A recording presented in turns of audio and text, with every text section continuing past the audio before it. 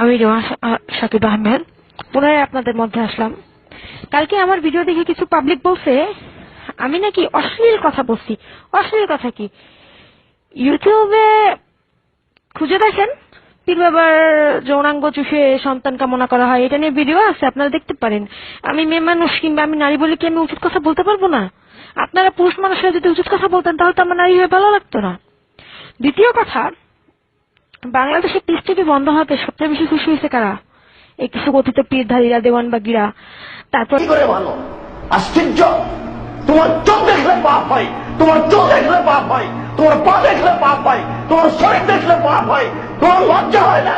অশিক্ষিত হয়ে তুমি নিজেকে কি করে ভালো ভালো বলো যে আমি ভালো? তার চেয়ে তোমার বিদ্যা নেই, তোমার বুদ্ধি নেই, তোমার বৈষম্য নেই, তোমার হৃদয় জ্ঞান নেই, তুমি মানুষ নও। তোমার কথা বলে ইসলাম চলে না, তোমার কথার উপরে জাহান্নাম জান্নাত হবে না। তুমি ভাবিও, ক্ষমতা দেখিয়ে হারিয়ে গেছে ফেরাউন, হারাতে হবে একদিন তোমাকেও।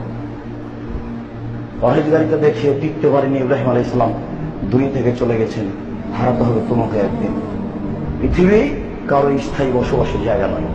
অতএব বিবেচনা করে চলো, এটাই তোমার জন্য ভালো হবে।